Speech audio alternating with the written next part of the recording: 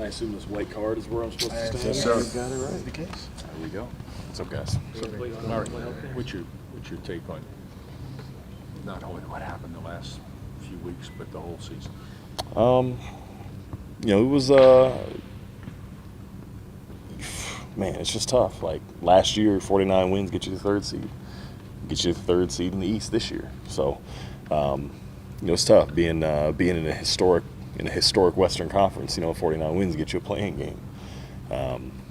But there were so many positives to take from this year. Obviously, Z had a hugely successful season. My man played 70 games and was turning into exactly what we know he can be in front of our eyes. And unfortunately, at the timing of the injury, we didn't get to see it. But what you got there. Obviously, huge leaps and bounds from various guys on the team. Obviously, Herb, Trey, just different guys. Naji, Jose, guys just making huge jumps. So it was really cool to see that. It's just tough. Like right now, it's hard not to let what just happened overshadow the year. So that's where I'm at the moment. With what you said about improvement and whatnot, how close do you feel like this group is to reaching that elite level? We're not close. At the time that we were building into it, BI hurt himself in Orlando. Then when BI gets back, Z hurt himself. It's just, we were taking punch after punch, and it's just unfortunate that just kind of seems to be the bug that's bitten us the past few years, and everybody around here knows the ceiling on this team is way higher than what we've ever hit. But again, you only get X amount of opportunities and chances to prove it. So we all know decisions have to be made, and that's the reality of the NBA. What do you think it'll take going forward? The bug itself, though, does that not make you think that you are a little bit closer if you just stay healthy, more or less? Yeah, it's easy to say that after 1 year. It's easy to say after 2 years. It's hard after 3 or 4.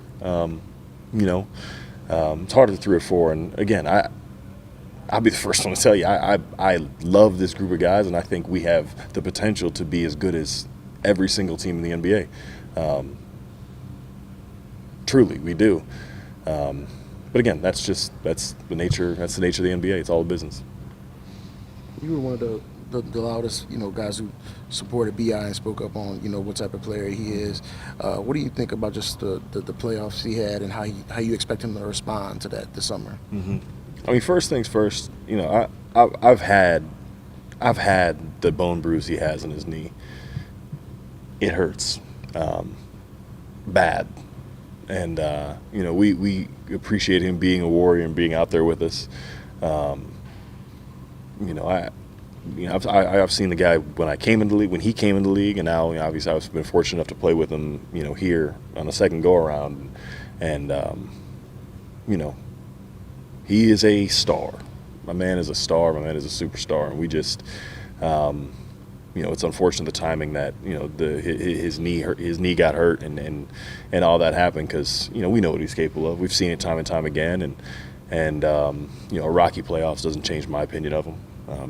Still love him to death, still think the world of him.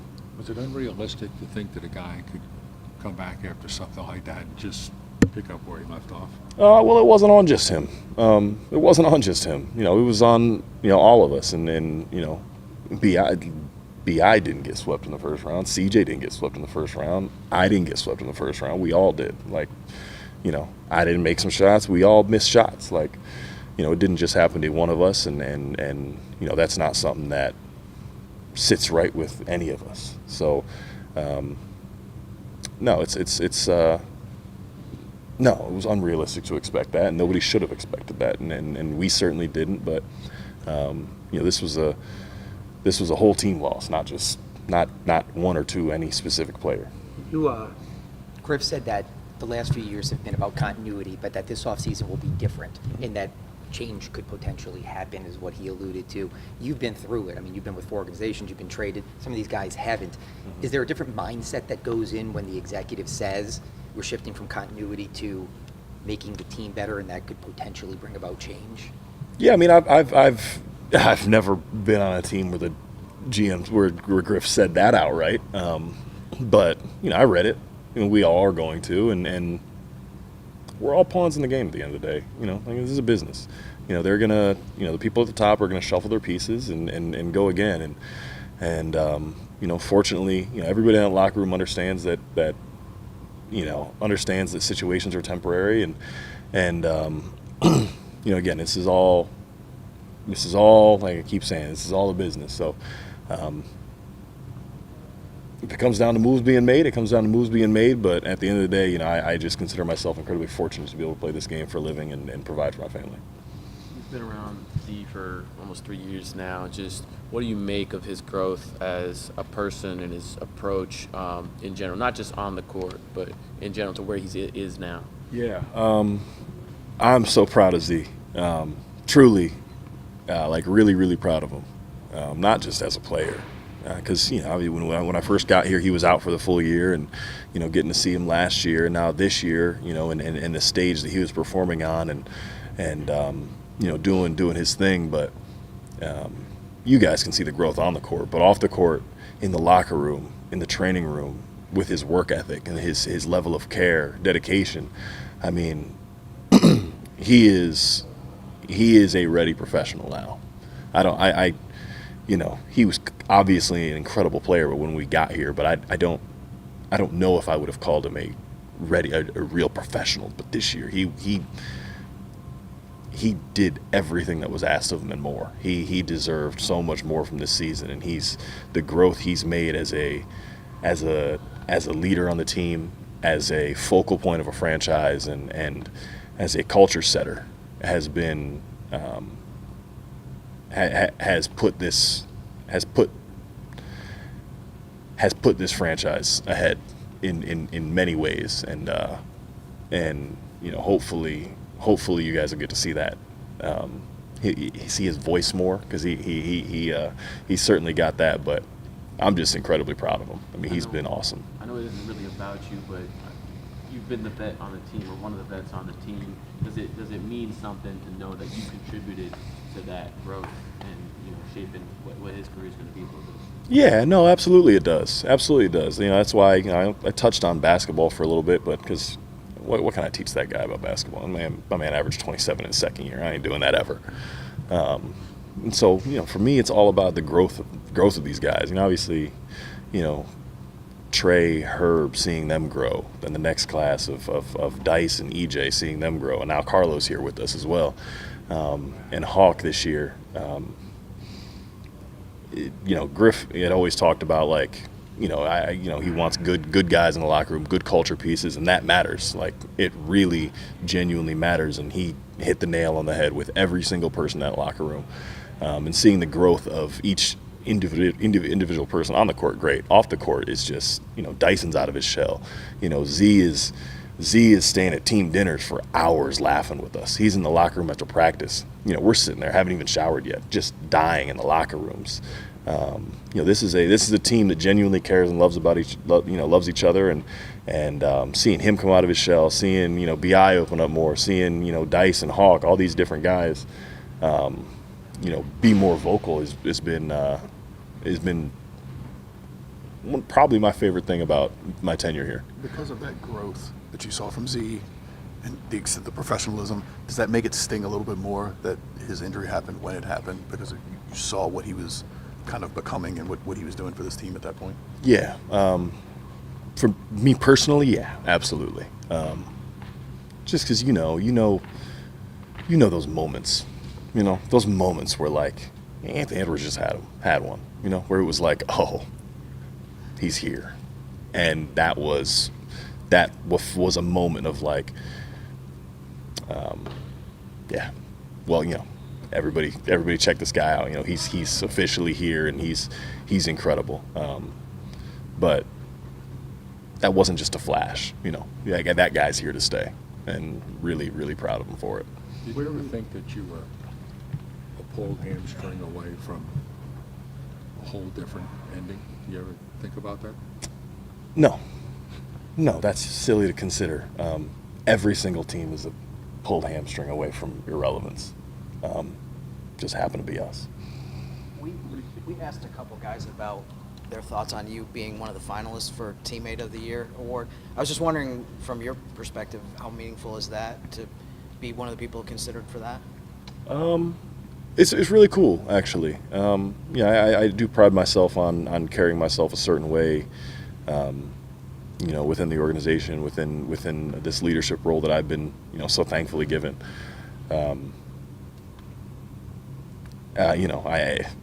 Since they nominated me for the award, that shows they don't know me, because these guys wouldn't vote me for that at all. I give them a hard time. But no, honestly, it's a really cool honor, and something that hopefully is just another good thing to add to your reputation, and 10 years in next year. So never hurts to be a good teammate. We talk a lot about young players growing in this league. How have you seen Willie kind of grow as he settled into, what kind of head coach he wants to be? No, Willie, being here for, Willie's growth has been, really cool to see as well. I'm not just saying like, oh yeah, he's been here for 3 years and our wins have increased all 3 years. That's a statement in itself. But just in how he's been able to be more open and adjust to certain things and take suggestions and be real, be real relationship first. I would say that's really appreciated, because all this is relationships. All locker room is relationships. All the front office relationships, coaching staff relationships, and he's a guy that really stresses and emphasizes that. And I think you can see the impact it's had on our team. When you talk about relationships in the locker room, is that something that you came into the NBA with a focus on, or is that something that as your career has gone on you've realized like how much more important that is? No, that's been as I've gone from a few different stops now, been in a few different locker rooms and met some people high up that I think highly of, and some people high up that I don't think highly of. That's something that has always stuck out to me. This is a multi-billion-dollar industry. There's so much revenue and betting and all that type of stuff going on now, but all it boils down to is relationships and people, the human aspect of things. And I've found that the organizations and the leaders that value that and put that at the forefront seem to get the most out of their relationships in this league. So that'll continue to stay forefront for me, and I've been thrilled to be part of an organization, to still be part of an organization that values that so immensely. From a pure basketball perspective, when BI, CJ, and Z were on the court, y'all didn't win your minutes. Just why do you think that occurred with how talented those people are? No, that's something that, again, it was on my mind, and I did a lot of homework into while they were on the court together, but, it feels like months since they've been on the court together.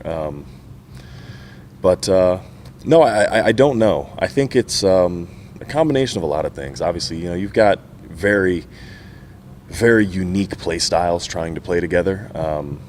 And that's not to say it won't work or will not work or anything like that, but it's just, something that, I think Jokic said it. Jokic had a quote the other day about talking about his chemistry in the pick and roll with Jamal Murray. All of it is repetition, reps, familiarity, and being around each other in a state of continuity. And so this year, this is the first time they've really been on the court together, and it had its ups and downs, but that's oftentimes it takes continuity to form a successful bond and relationship on the court. So. Whether we get to see it or not, that's not up for us. But I still am in the corner in belief of the fact that they can play together, and they're all so unselfish that they are willing to make it work. Thanks, Appreciate you guys. Thank you. Appreciate you.